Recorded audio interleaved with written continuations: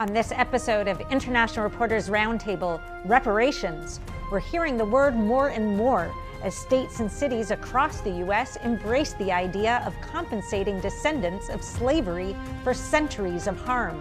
And it's not just the U.S. The call is now global. Rich countries that benefited from polluting should pay poor countries suffering the impacts of climate change. What's behind this sudden push to pay societal debts? And where's the money coming from? Guests Alex Newman, Horace Cooper, and Wilfred Riley join us to discuss reparations. Who's paying whom and why?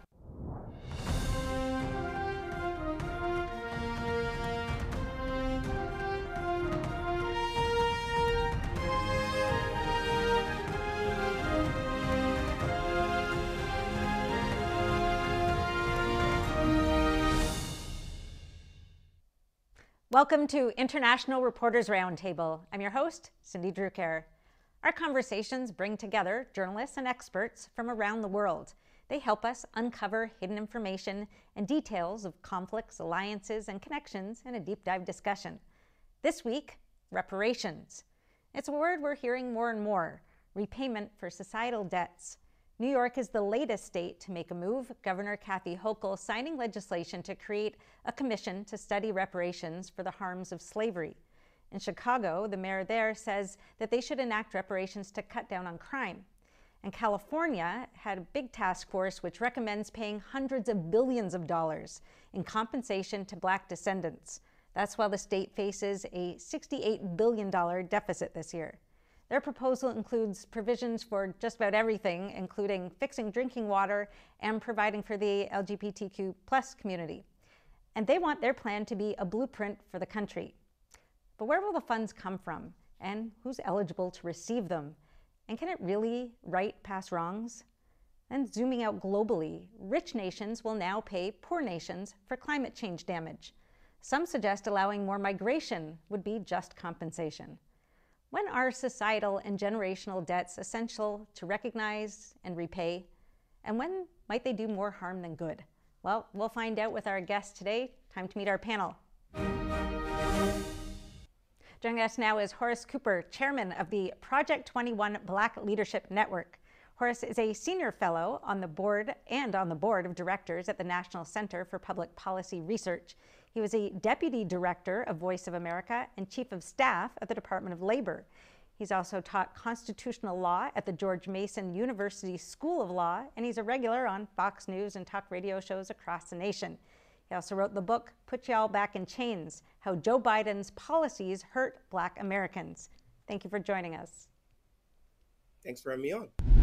Next, we have Alex Newman, CEO of Liberty Sentinel, a consulting firm dedicated to the preservation of freedom. He's an award-winning journalist, educator, and speaker who puts his faith first in everything.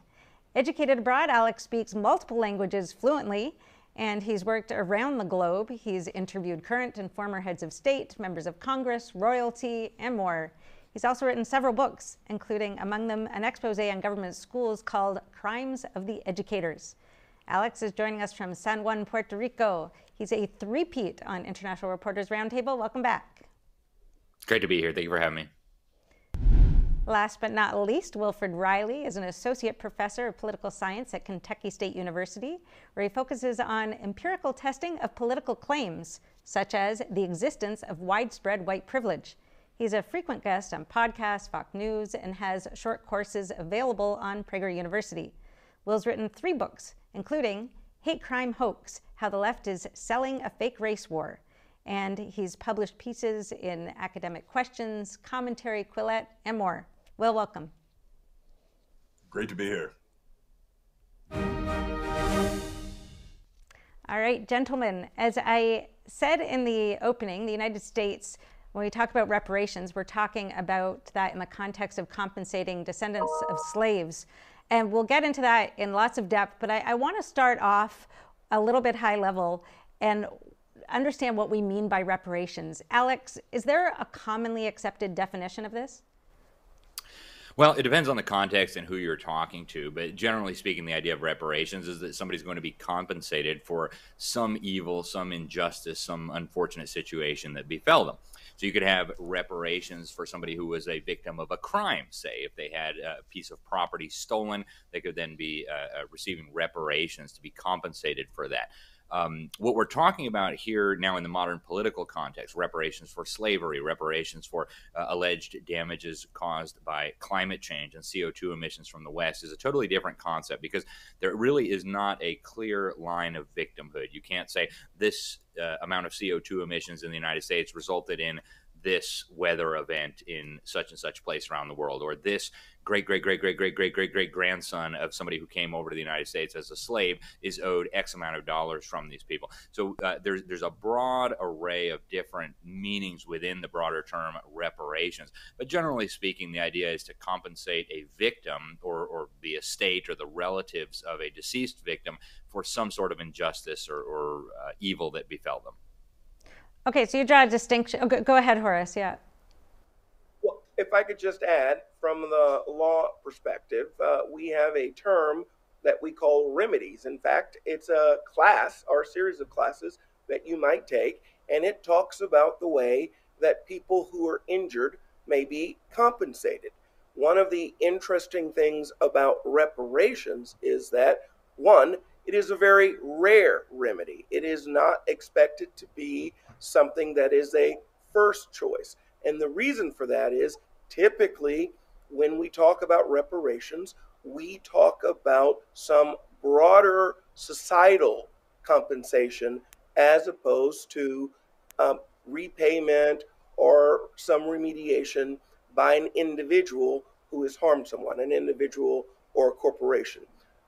This move in the 21st century toward, quote, reparations seems to be now almost a first resort, bypassing the traditional responsibility to identify a wrongdoer, to identify a victim, and to find what the nature of the relationship between the wrongdoer and the victim is that might actually deserve a remedy.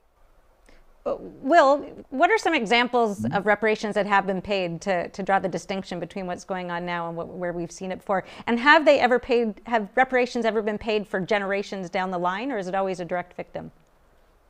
Yes, I mean, both of the panelists so far have obviously, I think we all have a legal background, broken down quite well what reparations are. They're payment for past harms. These are almost always direct. So, you're looking at, for example, payments, and I believe the range of $20,000 to Japanese individuals that were incarcerated by the United States government in concentration camps during World War II. The idea that a third generation descendant of the Issei or Nisei would receive money because their ancestors suffered, that's not something that's really been considered. The one exception that I can really think of is the Herero in East Africa, but that's an extremely exceptional case. And if I can say one more thing here, one of the problems with these very long-term generational reparations or remedy policies is just establishing a harm. So, it's considered very rude to say this, but if you're looking at the situation of Black Americans, you'd have to demonstrate, if you're going through the full scope of history, that Black Americans are on average worse off in the USA than we would be in West Africa had what I call the old wars never happened and had our ancestors never been taken here as slaves. This is the sort of thing you're talking about when you're talking about situations where there's been no direct individual suffering. And from a legal perspective, and I think more importantly, a moral perspective, it's very difficult to establish that. You get into kind of how many angels on the pin land, in my opinion. Right. Horace, would you agree with what Will said about that that's legally what you would have to kind of establish? Well, yes, this is my concern, is that the modern movement toward reparations appears to separate the injury from the injurer. Our Western tradition is that before we hold any individual responsible to make some restitution to a third party, they must be shown to be the proximate or direct cause of the harm that has happened. That means that the individual who is making the claim has to demonstrate that there has been a harm. Much of the reparations discussion dispenses with this idea. You have no injury identified, no injurer identified. There's just compensation.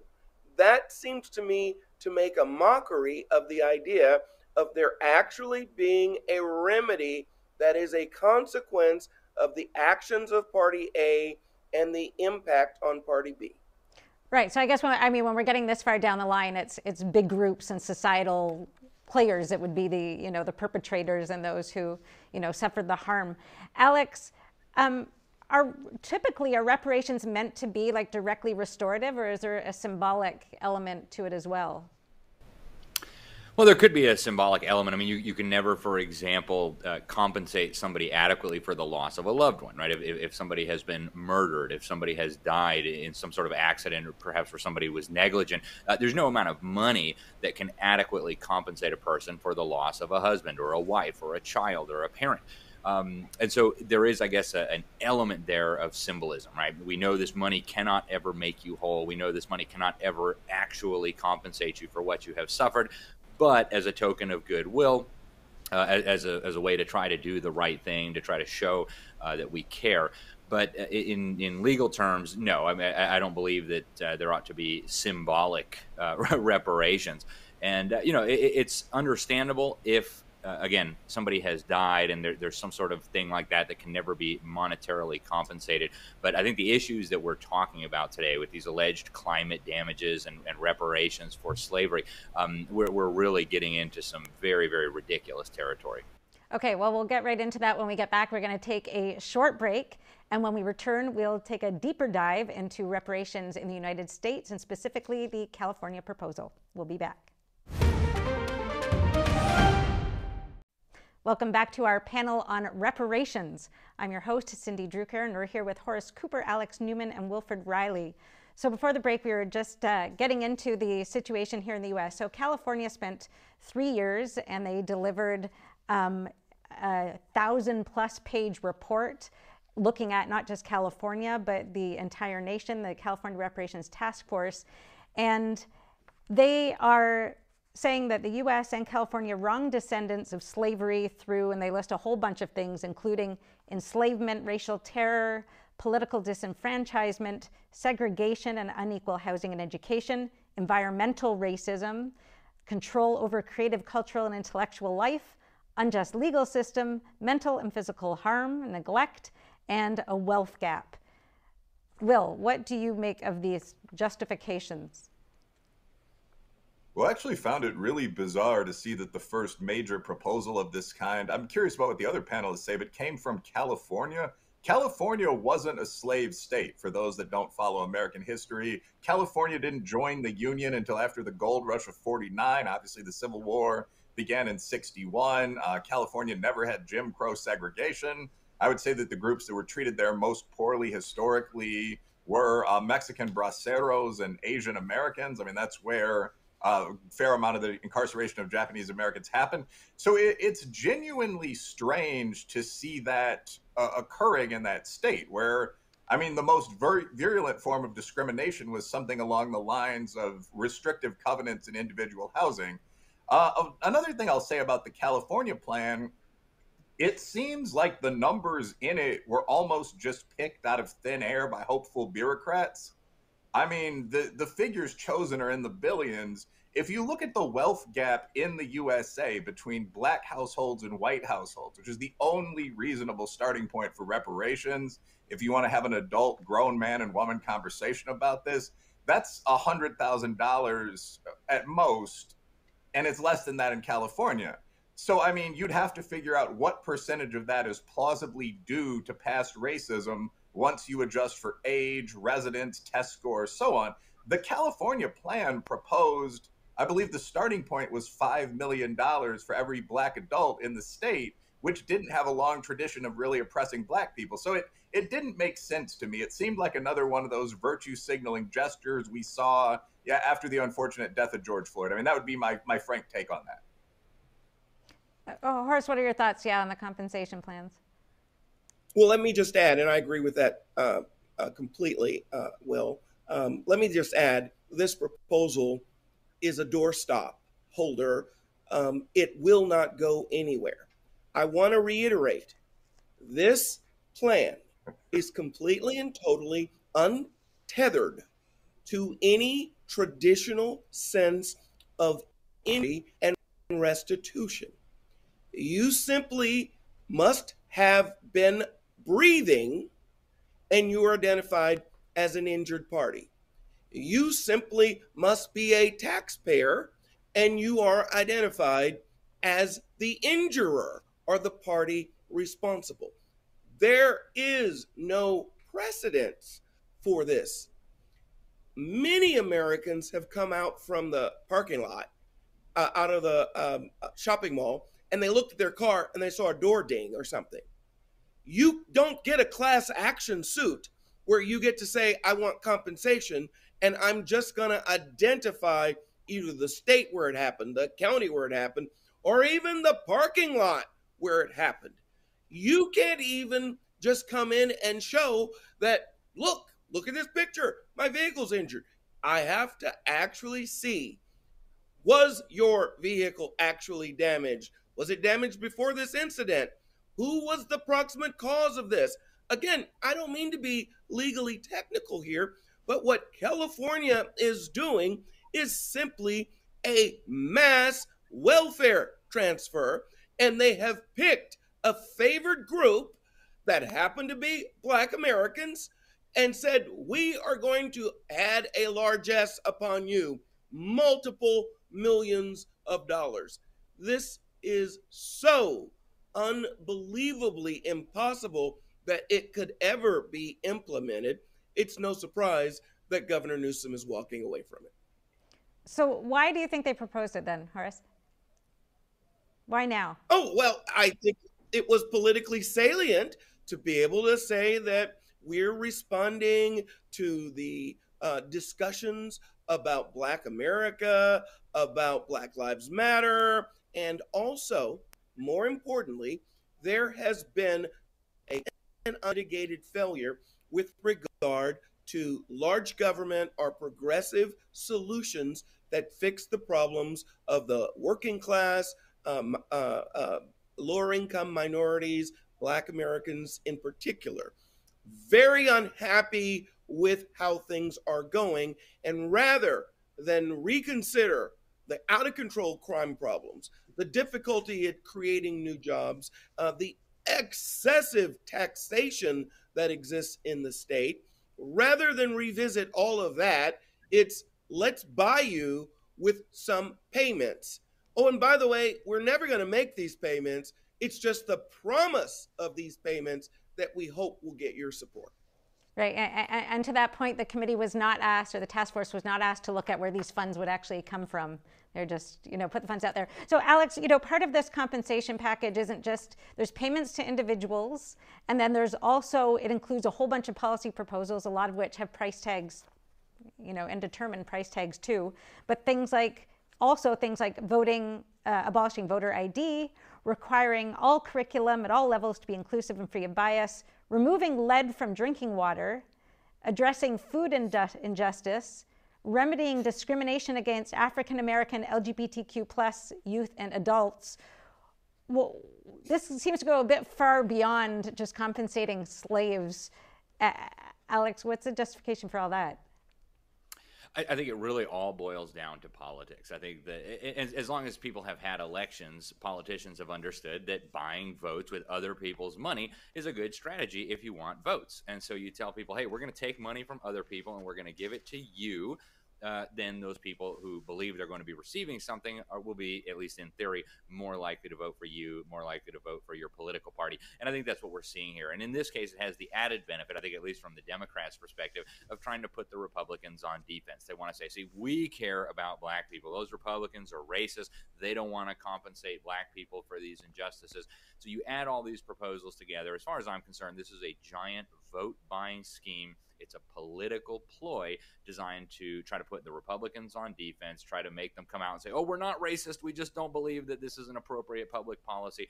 It's a sham. They recognize, they've seen the polling data that we've all seen, that Black Americans, many of them are leaving the Democrat Party. They see Chicago. They see Los Angeles. They see these big cities that have been run by Democrats for generations. They see the poverty. They see the horror that exists in these cities, and they're saying, hey, maybe we should try something different. So Democrats are coming in and saying, look, we're going to just give you free stuff, is what it really boils down to. Free stuff. You want free stuff? Vote for us. And unfortunately, human beings have a tendency to want free stuff. This is across racial groups, across ethnic groups, across religious groups. People just like free stuff. And I think that's what it really boils down to once you get through the complex language and the studies and the alleged injustices and figures that they're coming out with. It's just a political ploy. Well, if I could add. Mm-hmm. Go ahead, Horace. Well, if I could just add, there's a level of cynicism that we also have to include. There are core constituencies that make up the left, the progressive movement, the environmental movement, the LGBTQ movement. There are issues involving minorities, the union community. If you look in the real world over the last 18 months at what policy initiatives are being put forward, what you see, and I want to highlight this cynicism, the environmental community is getting a huge $1 trillion, not theoretical, $1 trillion program. The Latino community, Hispanic community, is getting a major modification of our immigration policy. There are a series of executive orders that have been put forward to protect the LGBTQ community. What do Black Americans get? A study. They get a study in California that's not going anywhere. They get a study in New York that's not going anywhere. And even in Washington, D.C., the bills that have been introduced are studies. This is so cynical. They understand this is never going to happen, and yet they appeal to the desire for people who think we can get something for nothing. Will, are they buying it? Go ahead. Yeah, if I can make one quick comment there. Not only is there that element of cynicism where long-standing constituencies like blacks and union men get less generally, you also see when you look at that list of things that you read off, we're going to work toward LGBT, black, and so on, almost what I consider the leftism. So it's not just these groups kind of compete among themselves. It's that every one of them has to be mentioned every time you say anything. And this is why, not to be crude, but you get bizarre things like queer feminists for Palestine. So the reparations bill just does the catechism.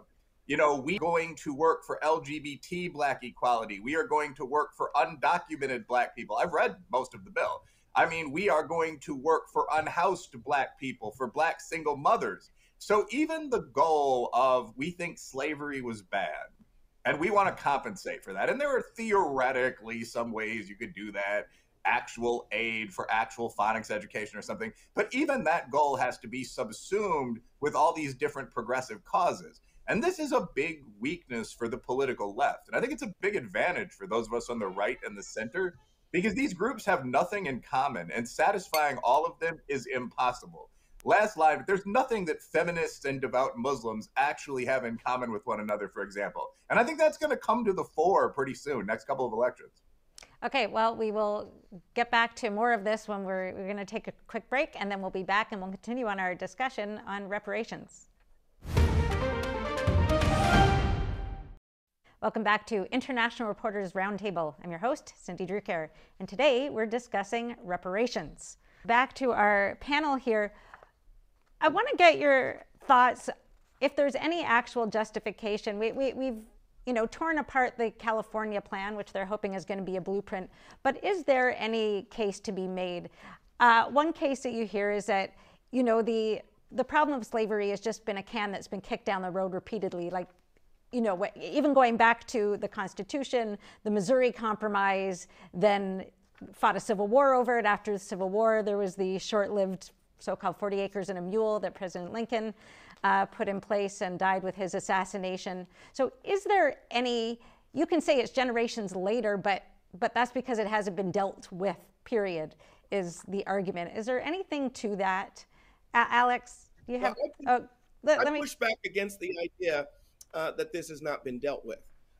In my most recent book, Put Y'all Back in Chains, How Biden's Policies Hurt Blacks, I point out that if we were to jump back 100 years to 1923, we would find a very, very interesting and curious phenomenon.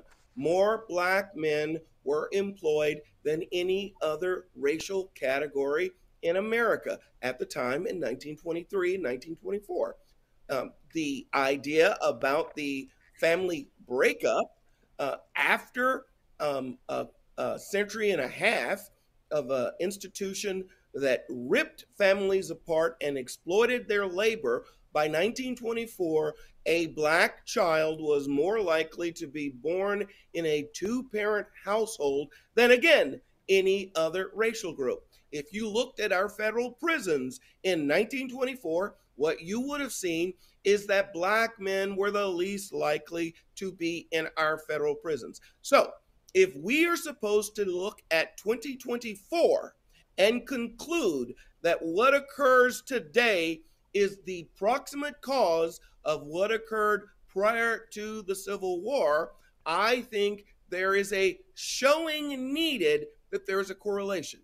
We don't argue, at least I don't, that slavery was good, that it was fine, it was okay. What we want to understand is when you see a human being today, can you legally, lawfully, and rationally show that the reason for that person's status today is because of the evil institution of slavery?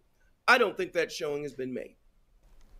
So yeah, I think you're 100% right, Horace. And, a lot of people don't realize well over 1 million Europeans were actually enslaved by North Africans over a period of hundreds of years. In fact, it got so bad that Thomas Jefferson had to send the U.S. Navy and the U.S. Marines to go stop this pillaging of American and European merchant ships in the Mediterranean and even outside of it. And to now say, well, let's find every one of those over 1 million Europeans who were enslaved by North Africans. Let's find out who their descendants are. Let's go ask Tunisia and Algeria and Libya and Egypt. Let's go see if we can get money from them to pay the great-great-great-great-great-grandchildren of those. It becomes completely preposterous. And when you put it in those terms, it's very obvious to people. And there are so many data sets that you can look at that show that the narrative of the left is a fraud here. One of the really interesting things that I have found is you look at the African migrants who have come to the United States in recent decades. Nigerians who are coming here actually do better than native-born Americans. So we have clearly a fraudulent narrative that falls apart even just under the most minute scrutiny. And I think that's really what we need to emphasize is the facts show this narrative is phony. There's no justification whatsoever to tax all Americans to pay, quote unquote, reparations to descendants of slaves. Will, do you think there is any kind of, we can all acknowledge there's, been some racism, is some racism. Will, do you think there's any scheme that conservatives or right-leaning people would agree to that would be just, that would make sense in the present context? Well, there's been a lot discussed here, all skillfully. I'll join my fellow panelists in agreeing that slavery is bad. And I do think that sometimes the right has kind of that tough guy posture. There's nothing wrong with saying, of course, the atrocities of history were evil. As both of them have noted, however, they were also universal. The phrase "to the shores of Tripoli" and the beautiful Marine Corps hymn refers to our war against the Barbary pirates to stop white slavery. Yeah, the figure for that is 1 to 1.5 million enslaved Christian Europeans, in contrast to, an almost equally horrific figure, 500 to 600,000 black slaves brought here. This was just the way of the world. When you won a war at that time, you either killed your enemies or you loaded them on a boat and you sold them to your friends. It's unfortunate, but this was what it was. I don't like the term Irish slaves, but there were another roughly 700,000 white indentured servants sold here. So all of this was terrible. This was the way of the world. Human beings, especially those of us in the West, black and white together, changed that way of the world. But moving on from that, is there a reparations plan that makes sense? It depends on the starting date.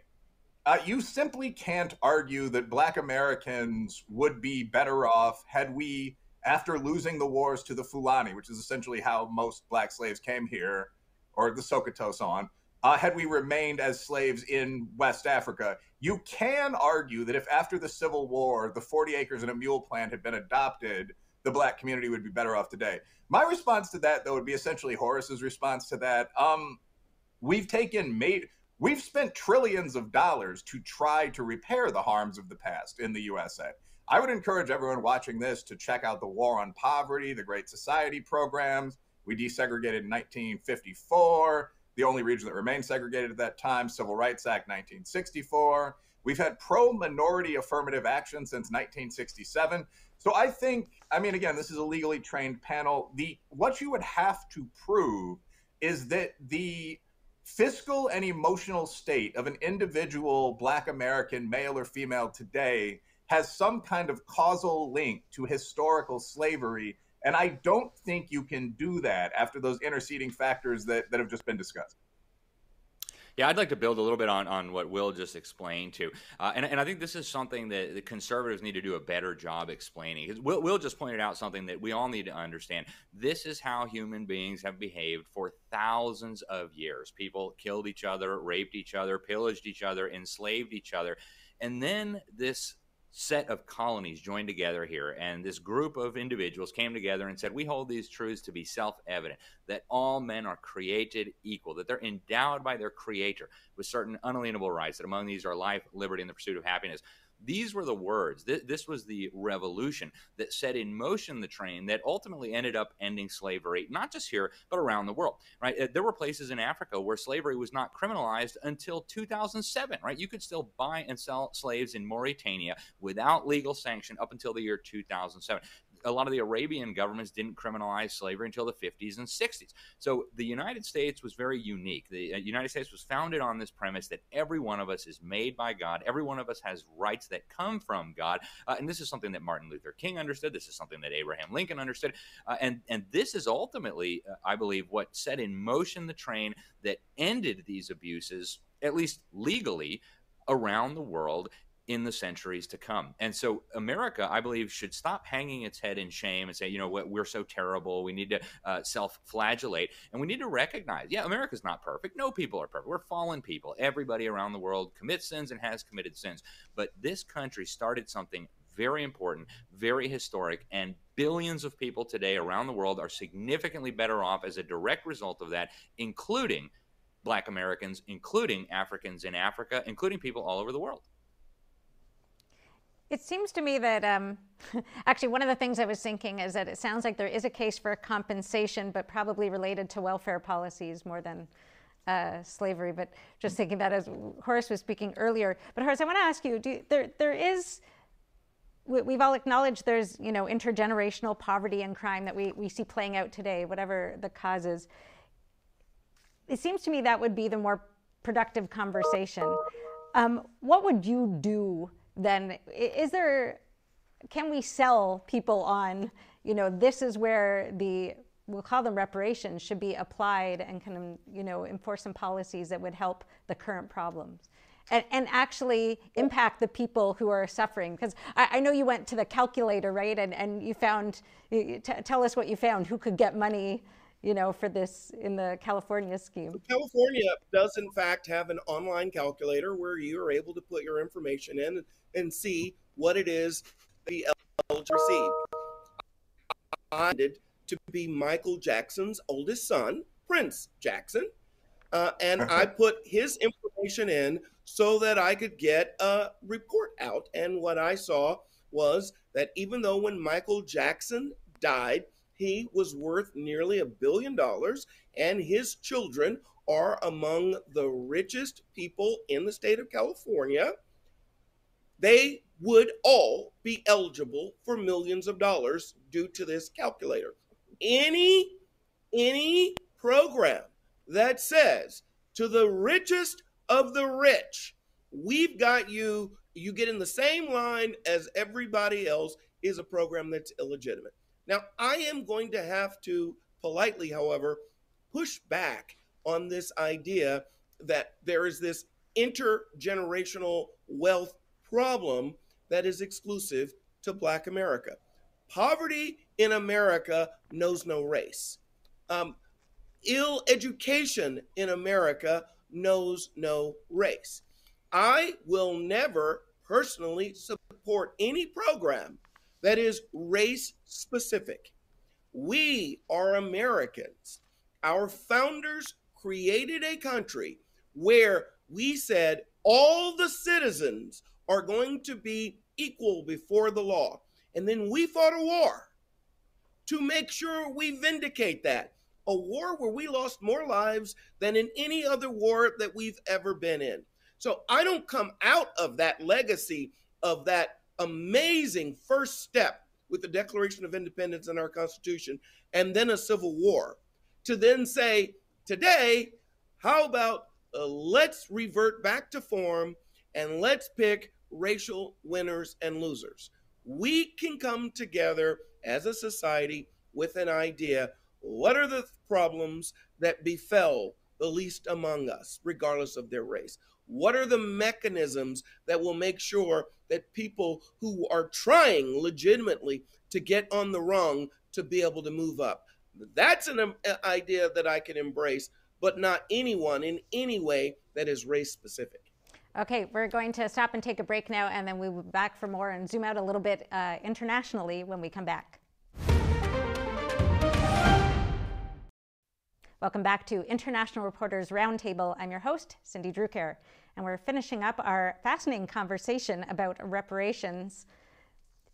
So I want to zoom out now to the global picture, and Alex, I'll start with you. We just had a conference in Dubai, climate change conference by the UN, and there's been a decision to implement a fund to compensate poor countries for the pollution for climate change problems inflicted by richer countries. Can you explain what was decided and what that looks like? Sure, I was actually there. I was at the previous one in Egypt where Barack Obama's minions, I guess, Joe Biden and John Kerry, decided that America would plead guilty without even a trial, without even contesting the charges, to the idea that Americans are responsible for climate change because of our historic CO2 emissions. First of all, this is based on total pseudoscience. The idea that carbon dioxide is pollution, the idea that carbon dioxide controls the temperature of the planet or causes storms or droughts or whatever, it's total pseudoscience. It's a total fraud. In fact, the plants on this planet were designed to live in an environment with drastically more CO2 than we have right now. So total pseudoscience. But at the conference in Egypt, this was the COP27, the proposal was made that we needed what they call a loss and damage fund.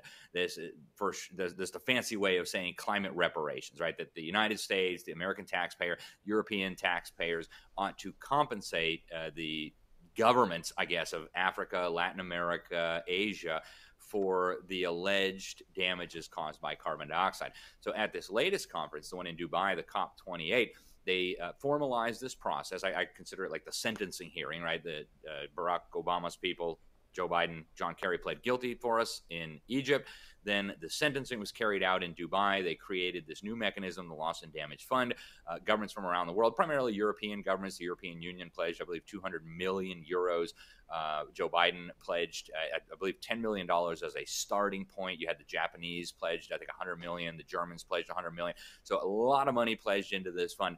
But the idea that this is going to be reparations for people who have suffered alleged climate damages is ludicrous on multiple levels. What's happening here is a looting of the middle class in the United States, a looting of middle-class European taxpayers. And that wealth is not going to be redistributed to your average poor person living in a village in Nigeria or Brazil. That money is going to go to these kleptocracies, these crooked governments that are going to then funnel it to Swiss bank accounts. They're going to build themselves nicer palaces, buy more surveillance devices to surveil their citizens, their subjects.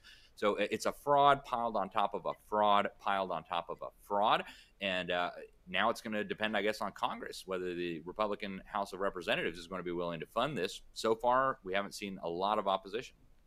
Just quick question, Alex. Was there a discussion about how the funds will be distributed? Is that part of it? Well, this has been an ongoing discussion for a long time. They've now set up multiple mechanisms. Before they set up the Loss and Damage Fund, they set up the Green Climate Fund. I call it the Green Climate Slush Fund, where, again, Western governments were expected to pour, they say, $100 billion per year into this fund to then redistribute to the governments of poorer nations for supposed mitigation and adaptation. So the same thing's going on with the Loss and Damage Fund. The mechanics are still being worked out. For now, it's going to be part of the World Bank. At least it's going to be parked there while I figure out a permanent home for it. But they're trying to come up with formulas and different ways to spend it. But I think the best way to understand this is to recognize that everybody involved understands this is not really climate reparations. This is a way for having a big pool of money to get buy-in from all the governments, all of the tyrants, all of the kleptocrats who otherwise would be unwilling to shackle their nations to this kind of global carbon dioxide regime that they're trying to construct. It's really just a pot of money to bribe people who they need to bring on board. I was reading a Brookings Institute article about this, and they were talking about the case for climate reparations in the U.S. talks about compensation. They talk about taking a reparative stance. So it struck me that that's actually about future compensation, not about compensation for a past harm. Will, is there a foundation for that kind of? Is there any precedent for that kind of formulation? No, none that I've seen. I mean, this is all really innovative stuff, and I think that's basically just the answer. So, I mean, in any law that I'm familiar with, you're talking about punitive damages and compensatory damages that relate to a specific past harm from a specific past harmer. And with reparations in general, we're moving away from that connection between the harmer and the person harmed. I mean, when you get into the idea of climate reparations, I suppose the theory is that someone in country A might harm someone else in country B at some point down the road. So a third person in country A should pay a fourth person in country B. The real issue with this climate change stuff, I will add also, and by the way, this is an issue with reparations for slavery as well. Some of us have mentioned in passing these sort of mighty rising minority countries. I mean, Saudi Arabia, Nigeria, so on down the line. No one ever mentions that they might be charged any money for the past sufferings of Black Americans or white Americans. I mean, the UAE is never approached on this front. It's much the same thing with climate change. I'm sure the West does bear some guilt in the past, but the major players contributing to global climate pollution right now are, I think, in order, China, India, and Brazil. So the idea that these countries of Belgium and so on should pay the developing world for harming it, while the developing world over the next 15 years produces perhaps 70% of the actual pollutants in the ambient environment, that doesn't seem to make a lot of sense, but that's what's being proposed. And I think the reason, last thing, but I think the reason that this is being proposed is that there seems to be a weird situation going on right now where only the middle class, especially the white middle class, although you see this sometimes with well-off blacks as well, in the West seems to feel guilty about its past. You just don't see this in China. You don't see any guilt about the past or the coming rise in India, Arabia, in Lagos, in Cape Town. So right now we're at a disadvantage, and we'll be at a disadvantage until this weird pathology, as I think of it, stops. But no, that legal theory is a novel one. And go ahead, Horace, but let me just throw this in for you as well to comment on that it goes even a little bit further than what we've talked about so far, because I mentioned the opening that the idea is also that we should allow migration to, developed countries also as part of the compensation. So Horace, go ahead. Look, when I hear this conversation about reparations, there is left out, they tie it to slavery. The word slave has a European derivation, Slav. There were far more Europeans being held at the founding of our country in African countries and some Middle Eastern nations than were ever held in the United States. But interestingly, when we talk about it today, what we hear look to me like techniques to recreate a serf class, a class of people, if you will, who are no longer independent, excuse me, who are no longer free to make their own choices, but are reliant on the largesse of their overseers. We see this with this climate change slush fund, where the despots who rule over these countries are going to be the ones making the decisions about these funds. what we should be hearing people say, both here in America and internationally. The solution to the poverty problems and the wealth gap problems start with, let's guarantee property rights. Let's establish the rule of law. Let's make sure that individuals are free to express their wants and their needs and to redress their grievances. Let's ensure that we have market rules in place in these societies. If you want more prosperity, you need these mechanisms, not wealth transfers. Those wealth transfers are a guarantee that we will perpetuate this inequity, this differential in income over generations. Okay, we have about 30 seconds left for you, for Alex, and then Will, to give your final thoughts on the best path forward. Alex? With Horace, if you really want to bring people out of poverty, if you really want to preserve the environment, the best way to do that, and all the data show this, is free markets, strong protection for private property rights, tackling corruption, and ending this system of so-called education that I believe is deliberately dumbing down our population. Progressives deliberately did it in the 1920s to Black Americans. We've got to stop this stuff. Freedom is the way forward. Will? I think my solution would be very simple. If you want to improve the country, focus on things that you know work as opposed to these crazy pipe dreams. I mean, one of the biggest problems in the Black community since the 1960s has been crime. The way you stop crime is to lock up criminals. We don't need to come up with wacky ideas like we're going to tax every American enough to give every Black American, we're 12% of the country, $5 million. Just do what works, teach kids phonics, lock up murderers and rapists. All right, gentlemen, thank you very much. It was a really good discussion all around. I really appreciate it. And that concludes our discussion today. Thank you, Horace Cooper, Alex Newman, and Wilfred Riley. Finally, to all of you brave journalists out there honoring our journalistic golden rule, seek the truth and report it. Thank you. I'm Cindy Drucker, and thank you for joining us on International Reporters Roundtable. Until next time.